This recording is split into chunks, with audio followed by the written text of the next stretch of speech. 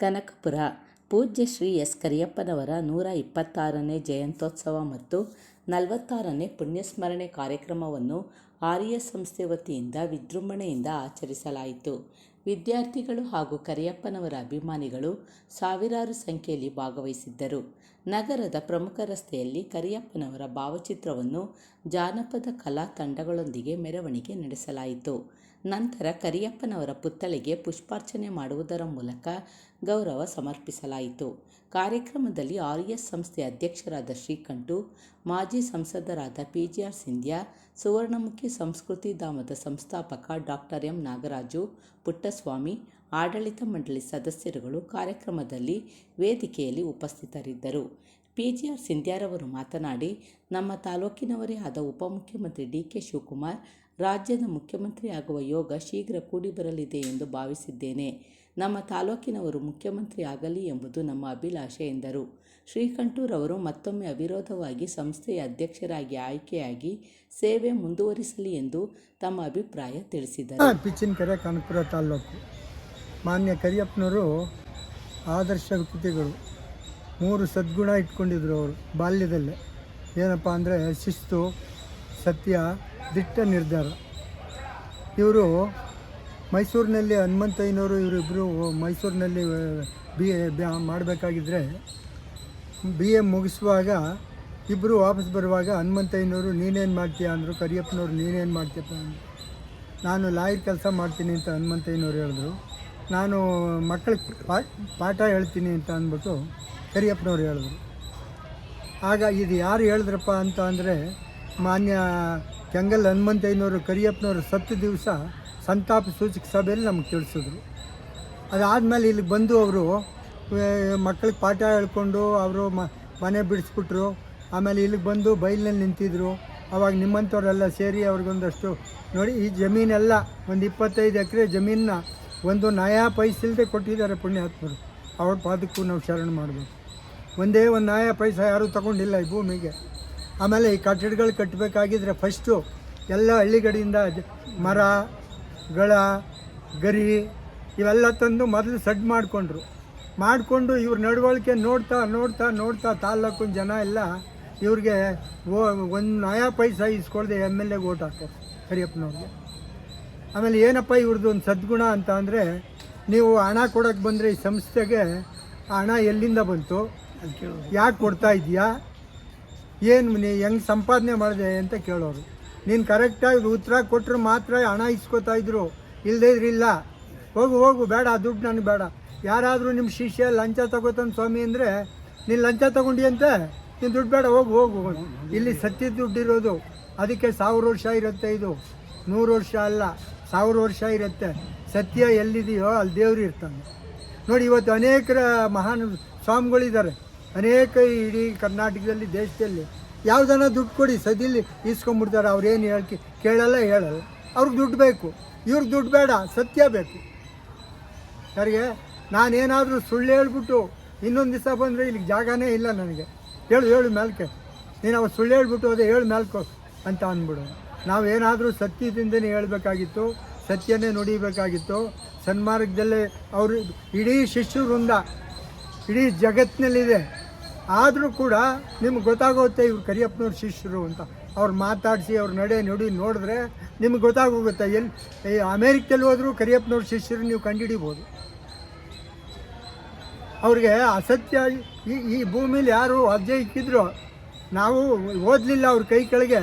ಕೆಲವು ದಿನ ಅವ್ರ ಹಿಂಬಾಲಿಕರಾಗಿ ತಿರುಗಿದೋ, ಅದು ನಮಗೆ ಆಳವಾಗಿ ನಮ್ಮ ಎದೆಯಲ್ಲಿ ಬೇರೆ ಉರ್ಕೊಂತು. ಸಾಕ್ಷಾತ್ ದೈವ ಸ್ವರೂಪವಾಗಿದ್ದರು, ಪ್ರತ್ಯಕ್ಷ ದೇವರಾಗಿದ್ದರು. ಅವ್ರನ್ನ ನಾವು ಕಳ್ಕೊಂಡದ್ದು ಒಂದು ಗೌರವ, ದುರಂತ. ಮುಂದೆ ಈ ಭೂಮಿಲೇ ಹುಟ್ಟಲಿ, ಇಲ್ಲೇ ಬೆಳೀಲಿ ಅಂತ ನಾವು ಭಗವಂತನ ನನ್ನ ಹೆಸರು ಪಟೇಲ್ ಕೆ ತಮ್ಮೇಗೌಡ, ಮಂಡ್ಯದ ಹತ್ರದ ಹಳ್ಳಿ ಚಂದಗಾಲು ಅಂತೇಳಿ ನನ್ನ ಗ್ರಾಮ. ಕರಿಯಪ್ಪನವ್ರಿಗೆ ನಾನು 57ರಿಂದ ಕರಿಯಪ್ಪನವ್ರು ಬಂದೆ. ಇಲ್ಲಿ ಅವ್ರಿಗೆ ಶಿಷ್ಯನಾಗಿ ಇಲ್ಲಿ ಬಂದು ಈ ಸಂಸ್ಥೆಯಲ್ಲಿ 62ರಿಂದ 65ರವರೆಗೆ ಇದ್ದು ಇಲ್ಲಿ SSLC ಮತ್ತು PUC ಪಾಸ್ ಮಾಡ್ಕೊಂಡು ಹೋದೆ. ಇಡೀ ಕರ್ನಾಟಕ ರಾಜ್ಯದಲ್ಲಿ ಇವರಷ್ಟು ಕನಿಷ್ಠ ದುಡ್ಡಿಗೆ ನನ್ನ 4 ವರ್ಷದ ಹಾಸ್ಟೆಲ್ ಚಾರ್ಜ್ ಏನು ಅಂದರೆ 840 ರೂಪಾಯಿ ಐತೆ. ಒಂದು ವರ್ಷಕ್ಕೆ 240 ರೂಪಾಯಿ. ಇಷ್ಟು ಕಮ್ಮಿ ಪ್ರಮಾಣದಲ್ಲಿ ಊಟಕ್ಕೆ ಹಾಕ್ದವರು ಯಾರೂ ಇಲ್ಲ. ಅದು ನನಗೆ ಇವತ್ತಿಗೂ ಕೂಡ ತುಂಬ ಮನಸ್ಸು ಆಳದಲ್ಲದೆ. ಮತ್ತು ಬೆಳಗ್ಗೆ ಎದ್ದು ಅವ್ರ ಮುಖ ನೋಡುವೋ, ಏನಾದ್ರು ಸಣ್ಣ ಪುಟ್ಟ ಕೆಲಸ ಹೇಳ್ಬೇಕಾದ್ರೆ ಹುಡುಗರಿಗೆ ಹೇಳ್ತಿರಲಿಲ್ಲ, ಯಾರ ಗರುಡ ಅವರು ಇವರು ಜನಗಳಿದ್ರು ಕರೆದು ಹೇಳೋರು. ನಮ್ಮ ಕೈಯಲ್ಲಿ ನಾವು ಮಾಡ್ತೀವಿ, ಇಲ್ಲ ಅದು ಸ್ವಲ್ಪ ತೊಂದರೆ ಇದೆ, ಹೋಗೋದು ಮಾಡಬೇಡ ಅಂತ ಹೇಳ್ಬಿಟ್ಟು. ಅವರು ಮಕ್ಕಳ ದೇವರು ಪ್ರತೀಕ ಅಂದರು. ಅವ್ರ ಥರ ರಾಜಕೀಯ ಮಾಡಿದವರು, ಅವ್ರ ಥರ ನಿಷ್ಠಾವಂತ ಬದುಕು ನಡೆಸಿದವರು ಈ ಭೂಮಿ ಮೇಲೆ ವಿರಳ.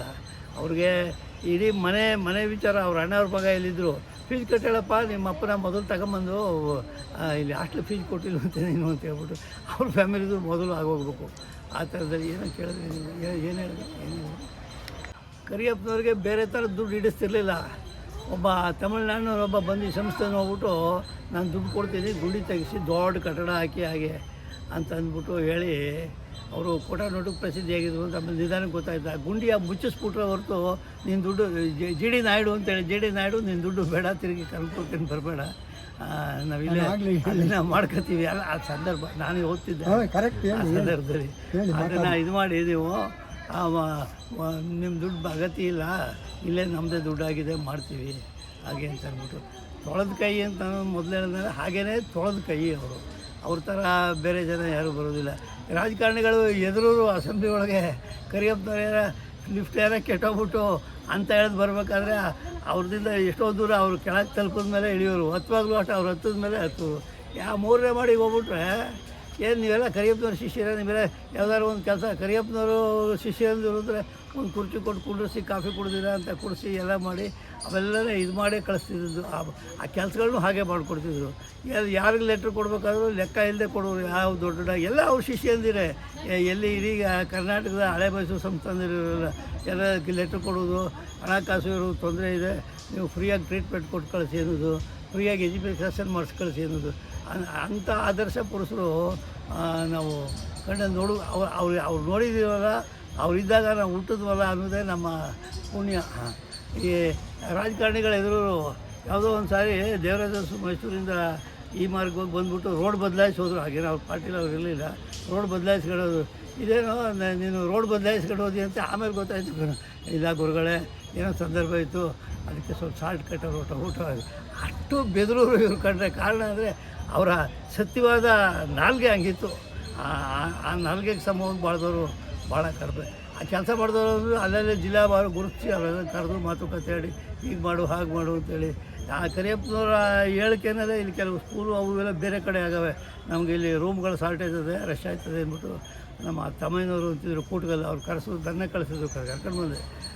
ತಮ್ಮ ಆ ಬಾಯಲ್ಲಿ ಇಲ್ಲಿ ಸ್ಕೂಲು ಈ ಕಡೆ ಹುಡುಗರು ಜಾಸ್ತಿ, ಬಿಲ್ಡಿಂಗ್ಸ್ ಆಗೋದಿಲ್ಲ, ಒಂದು ಸ್ಕೂಲ್ ಮಾಡುವಂತ ಯಾರ ಮಾಡಿಸ್ಕೊಡ್ಬೇಕು ಅಂದಾಗ ನಾನೇ ಮಾಡಿಸ್ಕೊಡ್ತೀನಿ ಅಂತ ಆವತ್ತಿನ ವಿದ್ಯಾಮಂತ್ರಿಗೆ ಹೇಳಿ ಸ್ಯಾಂಕ್ಷನ್ ಮಾಡಿಸ್ಕೊಟ್ರು. ಅಷ್ಟ ಇನ್ನೊಬ್ರಿಗೂ ಕೆಲಸ ಕಲಿಸೋರು, ಲೀಡರ್ಗಳು ತಯಾರು ಮಾಡೋರು. ಈಗಿನವರೆಲ್ಲ ಮೊದಲು ತಾವೇ ಇರಬೇಕು ಉದ್ಕು ಅನ್ನೋ ಪ್ರಯತ್ನ ಮಾಡ್ತಾರೆ. ಆ ಕರಿಯಪ್ಪನವ್ರಿಗೆ ಉದ್ಕು ನಾವೇ ಇರಬೇಕು. ಕರಿಯಪ್ಪನವ್ರಿಗೆ ಗೊತ್ತು ಆಯುಷ್ ಮಿತಿ ಮತ್ತೊಂದೆಲ್ಲ. ಅವ್ರು ಹೇಳೋರು ಯಾವಾಗ ಅವ್ರ ಸಾವು ಅವ್ರಿಗೆ ಗೊತ್ತಿತ್ತು ಅಂತ ಅನ್ನಿಸ್ತದೆ. ಅವ್ರು ಮಾತ್ರ ಇದೊಂದು ಹೇಳೋರು, ಈ ಇಸ್ವಿ ಹೇಳ್ತಿರಲಿಲ್ಲ. ಹೇಗೆ ಸರ್ ಆರೋಗ್ಯವಾಗಿದ್ದೀನಿ ಇರು ಗಂಟ, ಅವತ್ತೊಂದು ದಿನ ರಾಮನವಮಿ ದಿನ ಸಾಯ್ತೀನಿ. ಅದೇ ಥರ ರಾಮನವಮಿ ದಿನ ಅವರ ಹುಟ್ಟು ಮತ್ತು ತೀರ್ಕೊಂಡ್ದು ರಾಮನವಮಿ ದಿನ. ಆ ಸಿದ್ಧ ಪುರುಷರಿಗೆ ಮಾತ್ರ ಅದೇನು ಸುಮ್ಮನೆ ಆರ್ಡಿನರಿ ಜನ ಎಲ್ಲ ನಾವೆಲ್ಲ ಹೇಳೋಕ್ಕಾಗೋದಿಲ್ಲ. ಅಂಥ ಮಹನೀಯರಿಗೆ ಮಾತ್ರ ಅವರ ಸಾವನ್ನ ನಿರ್ಧಾರ ಈ ದಿನ ಮತ್ತೊಂದಿನ ಗೊತ್ತಿಲ್ಲ. ಅದಂತೂ ವಿಶೇಷವಾದ ನನ್ನ ಜೀವನದಲ್ಲಿ ಅದು ಕೇಳೇ ಇಲ್ಲ. ಆ ಮಟ್ಟದಲ್ಲಿ ಮಾತಾಡಿದ್ರು ಒಂದು ಸಾರಿ ಯಾರೋ ಬೇರೆಯವ್ರ ಜೊತೆಲಿ ಇದ್ದೀನಿ, ಯಾವತ್ತೊಂದು ರಾಮನವಮಿ ದಿನ ಸಾಯ್ತೀನಿ. ರಾಮನವಮಿ ದಿನ ಅವರ ಜೀವ ಹೋಯಿತು. ಅದೊಂದು ಗ್ರೇಟು ವಿಶೇಷ. ಇವಾಗಿನ ಎಜುಕೇಷನ್ ವಿಚಾರದಲ್ಲಿ ಕರಿಯಪ್ಪನವರ ಎಜುಕೇಷನ್ ತರುವಂಗೆ ಇಲ್ಲ. ಅವರು ಎಕ್ಸಿಬಿಷನ್ಸ್ ಮಾಡೋರು, ಮಠ ವಿದ್ಯಾರ್ಥಿಗಳು ಎಲ್ಲ ಬಂದು ಅವರು ಕೂಡ ನೋಡ್ಕೊಂಡು ಹೋಗೋರು. ಇಲ್ಲಿ ಹಳ್ಳಿಗಳವರು ನೋಡೋರು. ಗ್ರಹಣ ಅದು ಇದು ಆದರೆ ಚಿಕ್ಕಮಂಗಪ್ಪನವರು ಅಂತೇಳಿ ದೀರ್ಘಾವಧಿ ಪ್ರೊಫೆಸರ್ ಇದ್ದರು ಫಿಸಿಕ್ಸು. ಅವ್ರು ಏನೋ ಗ್ರಹಣ ಅಂದರೆ ಮಾಡಿ ಮೇಲೆ ಅದೇ ದೂರದರ್ಶಕ ಜೋಡಿಸ್ಕೊಂಡು ನಿಂತ್ಕೊಳ್ಳೋರು. ಇವಾಗ ಗ್ರಹಣ ಇದು ಎಲ್ಲ ಬರೋರು. ಆಮೇಲೆ ಹಳ್ಳಿ ವಿಚಾರ ಚರ್ಚೆಗೂ ಕೂಡ ಬಂದು ಮಾತಾಡೋರು. ಆವತ್ತು ಎಜುಕೇಷನ್ ಹೆಂಗಿತ್ತು ಅಂತಂದರೆ, ಇವತ್ತಿನ ಎಜುಕೇಷನ್ ಇರೋದು ಹೇಳ್ತೀನಿ, ಆವತ್ತಿನ ಎಜುಕೇಷನ್ ರೂಪ ಭಾರಿ ಕರಾರವಾಗೋಯಿತು. ಇವತ್ತಿನ ಎಜುಕೇಷನ್ ಯಾವ ದಿಕ್ಕಿಡ್ತದೆ ಅಂದರೆ, ಈ ಒಂದು ವಿದೇಶಿ ಒಬ್ಬ ಪತ್ರಕರ್ತ ಬರ್ತಾರೆ, ಜನಸೇವಕ, ಅಲ್ಲಿ ಬಂದ್ಬಿಟ್ಟು ಅವನಿಗೆ ಇದು ಬರುವುದಿಲ್ಲ, ನಮ್ಮ ಹಿಂದಿಗೆ ಮತ್ತೊಂದೇನೂ ಬರ್ತಿರಲಿಲ್ಲ. ಬಂದ್ಬಿಟ್ಟು ಈ 5 ಗೇಟ್ವೇಸ್ ಆಫ್ ಇಂಡಿಯಾದಲ್ಲಿ ಮಹಾರಾಷ್ಟ್ರದ ಗೇಟಲ್ಲಿ ನಿಂತು ಕೇಳ್ತಾನೆ. ಯಾರೋ ಒಬ್ಬ ಮುಸಲ್ಮಾನ ಹತ್ರ ಇರ್ತಾನೆ, ನೋಡಪ್ಪ ಈ ಆರ್ಚ್ ಕಟ್ಟೋರು ಯಾರು ಈ ಗೇಟದ ಅಂತ ಮಾಲೂಮ್ ನಹಿ ಸಾಬ್ ಅಂತಾನೆ ಅವರು. ಓಹೋ ಮಾಲೂಮ್ ನಹಿ ಸಾಬ್ ಕಟ್ಟೋದು ಅಂತ ಬರ್ಕೋತಾರೆ. ಇಲ್ಲೆಲ್ಲ ಬೇಳೂರು ಹಳೆಬೀಡಿಗೆ ಹೋಗ್ತಾರೆ. ಇದು ಯಾರಪ್ಪ ಇದೆಲ್ಲ ಕೆತ್ತೋರಿದಾಗ ಮಾಲೂಮ್ ನಹಿ ಸಾಬ್, ಓಹ್ ಮಾಲೂಮ್ ನಹಿ ಸಾಬ್ ಇಲ್ಲೂ ಬಂದುಬಿಟ್ಟಿದ್ರಾ ಅಂತ. ಇನ್ನೊಂದು ಡ್ಯಾಮ್ ಕಟ್ಟೋತಕ್ಕೆ ಹೋಗ್ತಾರೆ. ಆಗ ಯಾರಪ್ಪ ಇದು ಮಾಡಿದವರು ಅಂದರೆ ಮಾಲೂಮ್ ನಹಿ ಸಾಬ್ ಬರ್ಕೋತಾರೆ. ಯಾವೊಂದು ಅವ್ರು ಬೀದಿಲಿ ಹೆಣ ಹೋಯ್ತಿರ್ತದೆ. ಆ ಹೆಣ ಹೋದಾಗ ಅದು ಹೊತ್ಕೊಂಡು ಬೇರೆ ಜನಗಳೆಲ್ಲ ತಗೊಂಡೋಗ್ತಿರ್ತಾರೆ. ಇದು ಯಾವುದು ಇದು ಶವ ಹೋಯ್ತಾ ಇದೆಯಲ್ಲ ಅಂದಾಗ ಮಾಲೂಮ್ ನಹಿ ಸಾಬ್, ಓಹ್ ಮಾಲೂಮ್ ನಹಿ ಸಾಬ್ ಇವತ್ತು ಸತ್ತೋದ್ರ, ನಾನು ಬಂದಿನ ಸತ್ತೋಗವರೆಲ್ಲ ಅವ್ರ ದೇಶಕ್ಕೆ ವಾರ್ತೆ ಕಳಿಸ್ತಾರೆ ಮಲ್ಕಳಿಸ್ರಿ. ಮಾಲೂಮ್ ನಹಿ ಸಾಬ್ ಅಂತ ಇಂಡಿಯಾ ದೇಶದ ತುಂಬ ಎಲ್ಲ ಕೆಲಸಗಳನ್ನು ಉತ್ತಮವಾದ ಕೆಲಸಗಳು ಮಾಡಿದ್ರು. ಮನುಷ್ಯ ತೀರೋಗ್ಬಿಟ್ರು. ನಾನು ದಿನ ಅವ್ರು ಇದರಲ್ಲಿ ನಾನು ಕೋಳು ಕೊಟ್ಟು ಇದು ಮಾಡಿದೆ ಅಂತ ಅವ್ರು ಮಾಡ್ದಂಗೆ ಅವನು ಭುಜ ಕೊಟ್ಟು ತಗೊಂಡೋಗಿ ಆ ರೂಗಾಡಿಗೆ ಬಿಡ್ತಾರೆ. ಹಂಗೆ ಗೊತ್ತಿಲ್ಲದೆ ಇರು ಕೇಳೋರಿಗೂ ಗೊತ್ತಿಲ್ಲ, ಹೇಳೋರಿಗೂ ಗೊತ್ತಿಲ್ಲ. ಈ ಥರದ ಎಜುಕೇಷನ್ ಆ ಮಕ್ಳು ಹೇಳ್ತಾರೆ ಅಂತ ಇವ್ರಿಗೂ ಗೊತ್ತಿಲ್ಲ, ಇವ್ರು ಹೇಳ್ತಾರೆ ಅಂತ ಮಕ್ಳಿಗೆ ಗೊತ್ತಿಲ್ಲ. ನಮ್ಮ ಕಾಲದಲ್ಲಿ ಒಂಥರ ಇತ್ತು. ನಮ್ಮ ಕೆ ಸುಬ್ರಹ್ಮಣ್ಯ ಸ್ವಾಮಿಗಳು, LS ನಾರಾಯಣರಾಯರು ಹೊಂದಿದ್ರು. ಅವರಿಬ್ಬರು ಕರಿಯಪ್ಪನವರು ವಿಶ್ವಸ್ತಮಿದ್ರು. ಚೆನ್ನಾಗಿ ನಂಬಿದ್ರು. ಯಾವುದೋ ಒಂದು ಇದರಲ್ಲಿ ಗಲಾಟೆ ಆಯ್ತಿತ್ತು ಅವತ್ತಿನ ಕಾಲದಲ್ಲಿ ಹಾಸ್ಟ್ಲಲ್ಲಿ. ಆ ದಪ್ಪ ಹುಡುಗರು ಚಿಕ್ಕ ಹುಡುಗರಿಗೆಲ್ಲ ಹೊಡೆದ್ಬಿಡ್ತಿದ್ರು. ಆಮೇಲೆ ಅವರು ಕರಿಯಪ್ಪನವ್ರ ಹೋಗಿ ಹೇಳಿದ್ರು, ಏನು ಸುಬ್ರಹ್ಮಣ್ಯಮು ಹಿಂಗಾಗದೆ ನಾರಾಯಣರಾವ್ ಏನಪ್ಪ ಇದಪ್ಪ ಹೇಳ್ತೀವಿ ಹೋಗಿದ್ರು. ಆಮೇಲೆ ಅವ್ರು ಹೇಳಿದ್ರು ಕಡೆಗೆ, ನಾನಾಗ PUC ಓದ್ತಾ ಇದ್ದೆ, ಈ ಹುಡುಗರೆಲ್ಲ ಮುಸಲ್ಮಾನ್ ಹುಡುಗರು, ಕ್ರಿಶ್ಚಿಯನ್ಸ್ ಹುಡುಗರು, ಇವರೆಲ್ಲರೂ ಒಂದು ರೂಮ್ಗೆ ಹರಿಜನ್ ಹುಡುಗರು ಮತ್ತು ಮಾದಿಗ ಹುಡುಗರು ಎಲ್ಲರೂ ಒಂದು ರೂಮ್ಗೆ ಹಾಕ್ಬಿಡಿ. ಆ ರೂಮ್ಗೆ ನಮ್ಮ ಮಂಡಿದ ತಮ್ಮೆಗಳನ್ನ ಬಿಟ್ಬಿಡಿ, ಎಲ್ಲ ನಿಭಾಯಿಸ್ಕೊಂಡು ಶಾಂತವಾಗಿ ಅವರೆಲ್ಲರೂ ತಗೊಂಡು ಹೋಗ್ತಾರೆ ಅಂತ. ಅವ್ರು ಚಿಕ್ಕ ಹುಡುಗರು ಅವ್ರಿಗೆಲ್ಲ ಬಟ್ಟೆ ಬರೆ ಒಕ್ಕಟ್ಟು ಒಂಥರ ಪ್ರೀತಿ ಗೌರವದಲ್ಲಿ ಸಹೋದರ ಮನೋಭಾವದಲ್ಲಿ ನಡ್ಕೊಂಡು ಹೋದ. ಅದು ಕರಿಯಪ್ಪನವ್ರ ಒಟ್ಟಿಗೆ ಆ ಕೆಲಸ ಮಾಡೋದು ನಮ್ಗೆ ಭಾಳ ಆಸೆ.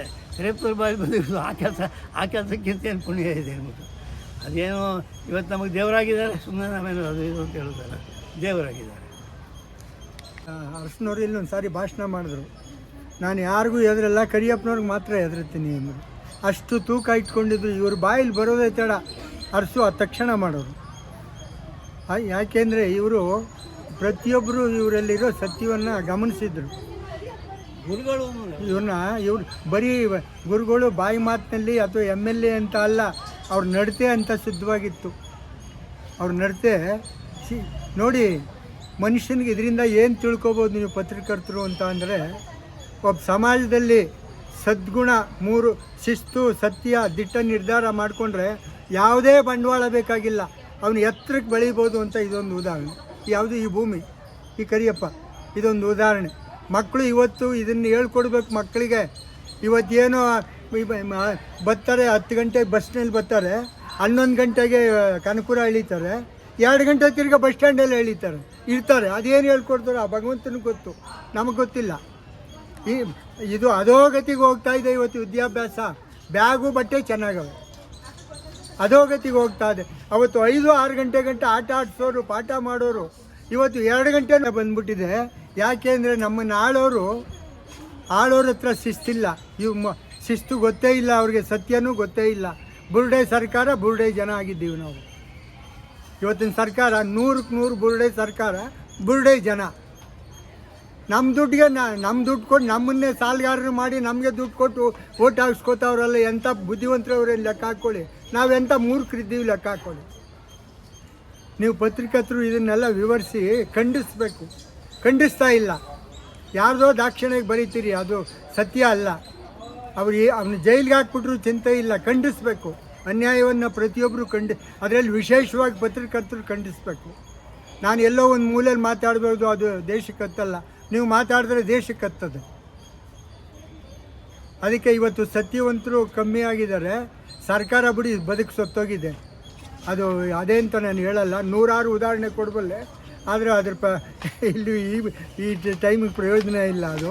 ಆದರೆ ಸತ್ಯ ಅನ್ನೋದು ಮುಂದೆ ಬರಬೇಕು. ಅದೊಂದು ದಿವಸ ಬರುತ್ತೆ, ಏನೋ ಟರ್ನ್ ಆಗುತ್ತೆ, ಸತ್ಯ ಮತ್ತೆ ಬರುತ್ತೆ.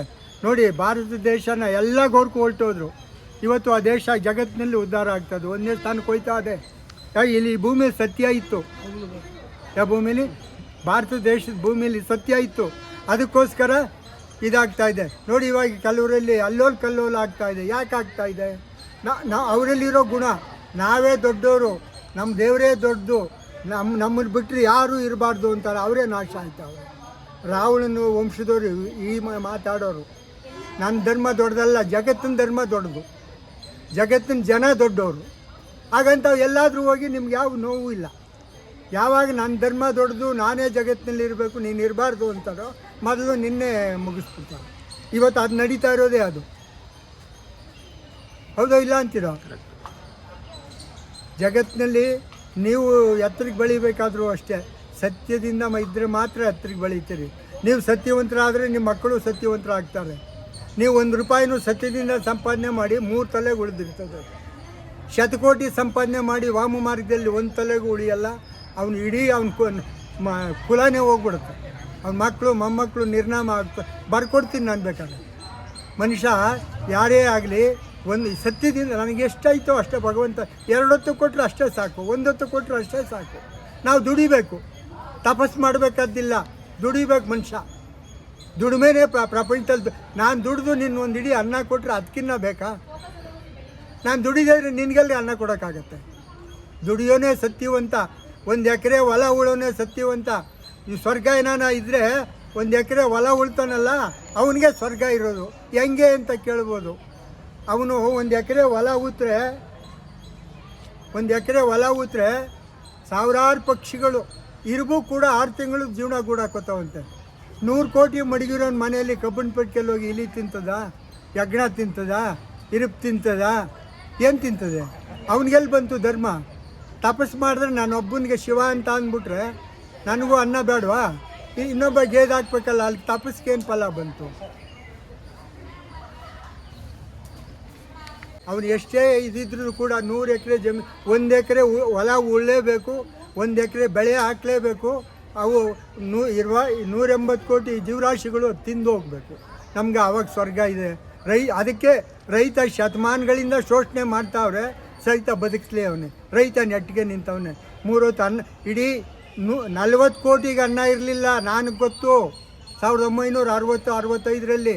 ಇವತ್ತು 140 ಕೋಟಿಗೆ ಅನ್ನ ಇದೆ. ಇದೇ ಭೂಮಿ, ಇದೇ ಮನುಷ್ಯರು. ಎಲ್ಲಿ ಬಂತು? ಸತ್ಯ ಇರಬೇಕು. ಭಾರತದಲ್ಲಿ ಸತ್ಯ ಇರೋಕ್ಕೆ ಈ ದೇಶ ಇನ್ನೂ ಉಳಿದಿದೆ. ಸತ್ಯ ಇಲ್ಲದೆ ಇದ್ದರೆ ಈ ದೇಶ ಉಳಿಯಲಿಲ್ಲ. ರಾಜಕಾರಣಕ್ಕೆ ಹೋದರೆ ಅದು ನೀವೆಲ್ಲ ಬೇಜಾರು ಮಾಡ್ಕೋತೀರೇನೋ. ಕೆಲವು ರೇಡಿಗಳು ಏನೇನೋ ನಿಂದಿಸಿ ಮಾತಾಡ್ತಾರೆ. ಇವತ್ತು ನಾವು ಮೋದಿಗೆ ಆ ಭಗವಂತನೇ ಕಳಿಸ್ಕೊಟ್ನೋ ಏನೋ. ನಮ್ಮಪ್ಪ ಬರದೇ ಇದ್ರೆ ದೇಶ ಅಲ್ಲೋಲ್ ಕಲ್ಲೋಲ್ ಆಗ್ತಾಯಿತ್ತು. ಇನ್ನೂ ಅವನಿಗೆ ಪೂರ್ಣ 100 ವರ್ಷ ಪೂರ್ಣ ಆಯುಸ್ ಕೊಡಲಿ ಅಂತ ಕರಿಯಪ್ಪನವ್ರ ಪಾದದಲ್ಲಿ ನಾನು ಬೇಡ್ಕೊತೀನಿ. ನಾನು ಮೋದಿಯನ್ನು ಮಂತಮ್ಮ ಅಲ್ಲ, ಅವ್ನು ನಡೀತೆ ನನಗೆ ತುಂಬ ಹಿಡಿಸಿದೆ. 24 ಗಂಟೆಯಲ್ಲಿ 4 ಗಂಟೆ ನಿದ್ದೆ ಮಾಡೋದು, 20 ಗಂಟೆ ಕೆಲಸ ಮಾಡ್ತಾವ್ರಿ. ಜಗತ್ತಿನಲ್ಲಿ ಇಲ್ಲ. ನಿಮ್ಮ ಭಾರತದಲ್ಲೆಲ್ಲ ಈ ಮುಟ್ಟಾಳ್ರಿ ಯಾವನೂ ಮಾಡ್ತಾ ಇಲ್ಲ. ಜಗತ್ತಿನಲ್ಲಿಲ್ಲ ಇಂಥ ಒಂದು ಕೆಲಸ ಮಾಡೋನು ಲೀಡ್ರು. ಒಂದಿನ ರಜಾ ತಗೊಂಡಿಲ್ಲ. ಚೀಫ್ ಮಿನಿಸ್ಟರ್ ಆದಾಗಲಿಂದ ಇದುವರೆಗೂ ಒಂದಿನ ರಜಾ ತಗೊಂಡಿಲ್ಲ ಆತ. ಯಾರನ್ನು ನೀವು ಮಾಡ್ತೀರಾ? ಯಾರಾದರೂ ಇರಿ ಹೇಳ್ತು, ಒಂದು ಉದಾಹರಣೆ ತೋರಿಸಿ. ಕೆಲವರು ಬುರ್ಡೆ ಬಿಡ್ತಾರೆ. ನಾನು ಅದು ಮಾಡಿ ಈ ಕೇಂದ್ರದಿಂದ 5 kg ಅಕ್ಕಿ ಬರ್ತಾಯಿತ್ತು, ಇವ್ರು 2 kg ಕೊಡ್ತಾಯಿದ್ರು. ನಾನೇ 7 kg ಅಂದರು. ಆಮೇಲೆ ಗೊತ್ತಾಯಿತು ಕೇಂದ್ರದಿಂದ ಅಂತ. ಆವಾಗ ಈಗ ಸುದ್ದಿ ಬಿಟ್ಬಿಟ್ರು. ಇಂಥ ಬುರ್ಡೆಯವರು ಅವರೇ ನಮಗೆ ಏನು ಮಾಡ್ತೀರಾ? ಬುರ್ಡೆ ಸರ್ಕಾರ ಅಂತ ನಾನು ಇದು ಹೇಳ್ತೀನಿ. ನೀವು ಬೇಕಾದ್ರೆ ಪ್ರಚಾರ ಮಾಡಿದ್ರೆ ಅವರು ಮಕ್ಕಳನ್ನೆಲ್ಲ ಸೇರಿಸ್ಕೊಂಡು ಅಡುಗೆ ಮಾಡಿಸ್ತಾಯಿದ್ರು. ಅಡುಗೆ ಮಾಡೋರು ಅಂತ ಚೆನ್ನಾಗಿ ಒಳ್ಳೆಯವ್ರನ್ನೇ ಇಟ್ಕೊಂಡಿದ್ರು. ಅವ್ರು ಏನಪ್ಪ ಅಂದರೆ ಇವ್ರಿಗೆ ಬೇರೆ ಮಾಡಿಸ್ಕೊತಾ ಇರಲಿಲ್ಲ. ಅಡುಗೆ ಮಕ್ಕಳು ಅಡುಗೆ ಮಾಡೋದಕ್ಕೇ ಹೋಗಿ ಊಟ ಮಾಡ್ತಾಯಿದ್ರು. ಇವರೇ ಕೂತ್ಕೊಂಡು ಊಟ ಮಾಡ್ತಾಯಿದ್ರು. ಆವಾಗ ಅದು ಆ ಊಟ ಹೆಂಗಿತ್ತು. ನಾವು ಬಂದರೆ ಒಂದೊಂದು ಸಲ ನಮ್ಮನ್ನು ಕರ್ಕೊಂಡೋದು ಅವ್ರ ಜೊತೆಗೆ. ಅದೇನು ನಮ್ಮ ಪುಣ್ಯನೋ. ಆ ಅಡುಗೆ ಬಂಗಾರ ಇದ್ದಂಗಿರೋದು. ಅವರು ಅಂತೂ ಇದು ಬೇಕು, ಅದು ಮಾಡಲಿಲ್ಲ, ಇದು ಮಾಡಲಿ. ಆತ ಏನು ಮಾಡಿರ್ತಾನೋ ಅದು ಕೊನೆಗೆ ಯಾರೋ ಅವ್ರ ಮನೆ ಇವ್ರ ಮನೆಗೆ ಮಾಂಸಕ್ಕೆ ಹೋಯ್ತಾರೆ ಅಂತ ಸ್ವಲ್ಪ ದೂರ ಕಿವಿಗೆ ಬೀಳ್ತಂತೆ. ಮಾಂಸಕ್ಕೆ ಯಾರನ್ನ ಕರೆದ್ರೆ ಹೋಗೋದು ಬಿಟ್ಟು ಈ ಮುಟ್ಟಾಡ್ರು ಇರ್ತಾರಲ್ಲ, ಇವ್ರು ನಿಂದಿಸ್ತಾರೆ ಸತ್ಯವಂತರನ್ನ. ಅವ್ರನ್ನ ಮುಟ್ಟಾಡ್ರು ಅಂತ ನಾನು ಕರೆಯೋದು. ಸರಿ, ಮಾಡಿದಷ್ಟು ಅನ್ಯಾಯ ದೇಶಕ್ಕೆ ಯಾರೂ ಮಾಡಿಲ್ಲ. ಹೆಂಗೆ ಅಂತ ಎಲ್ಲರೂ ಯಾರು ಕೊಂಡಾಡ್ತಾರೆ. ನೀನೇನಪ್ಪ ಹಿಂಗೆ ಹೇಳ್ತೀಯ ಅನ್ಬೋದು. ನೋಡ್ರಿ, ಏನಾದರೂ ವಲ್ಲಭಾಯ್ ಪಟೇಲ್ ಇಲ್ಲದೇ ಇದ್ದರೆ ಕಾಶ್ಮೀರದಲ್ಲೂ ಒಬ್ಬ ಪ್ರಧಾನಮಂತ್ರಿ ಇರೋನು. ಕಾಶ್ಮೀರದಲ್ಲಿ ಇವನು ಒಬ್ಬ ನವಾಬ ಇರೋನು ಹೈದರಾಬಾದ್ನಲ್ಲಿ. ಇವರಿಬ್ಬರನ್ನೂ ಮಡಗಿರೋನು ನೆಹರು. ವಲ್ಲಭಾಯ್ ಪಟೇಲ್ರಿಂದ ಈ ದೇಶ ಒಗ್ಗಟ್ಟಾಯಿತು. ಆಮೇಲೆ ನೆಹರು ಕಾಶ್ಮೀರಕ್ಕೆ ಈ ದೇಶದ ಜನ ದುಡ್ಡು ಕೊಡಿಸ್ನಲ್ಲ, ಯಾರಪ್ಪನ ದುಡ್ಡು ಸ್ವಾಮಿ ಇದು? ಕಾಶ್ಮೀರ ಜನ ಈ ದೇಶಕ್ಕೆ ದುಡ್ಡು 1 ರೂಪಾಯಿ ಕೊಟ್ಟಿಲ್ಲ. ಈ ದೇಶದ ಜನದ ದುಡ್ಡು ಕಾಶ್ಮೀರಕ್ಕೆ ಕೊಡಿಸ್ತಾ ಅಂತ ಅವನ್ನ ದೇವರಾಗಿ ಕಂಡ್ರು ಯಾರು ಜನ. ಅವನ್ನ ಹಿಂಗೆ ಮಾಡ್ತಾ ಇದೆಯಲ್ಲ ಅಂತ ಅನ್ನಲೇ ಇಲ್ಲ, ಸಾಕ್ಷಾತ್ ದೇವರಾಗಿ ಕಂಡ್ರು. ಕೊನೆಗೆ ಭಗವಂತ ತೀರ್ಪೆ ತಗೊಂಡ, ಅವನ ವಂಶ ಬೆಳೀಲಿಲ್ಲ. ನಾನು ಹೇಳೋದು ಒಂದು ಮಾತು, ನಾವು ಕೆಟ್ಟದ್ದು ಮಾಡಿದ್ರೆ ಮುಂದೆ ನಮ್ಮ ವಂಶ ಬೆಳೆಯಲ್ಲ, ಅದು ಭಗವಂತ ತೀರ್ಪೆ ತಗೋತಾನೆ. ಇದು ನೆವ್ರಿಗೆ ಉದಾಹರಣೆ ಕೊಡ್ತೀನಿ ನಾನು, ಬೇಕಾದ್ರೆ ಬರೀರಿ.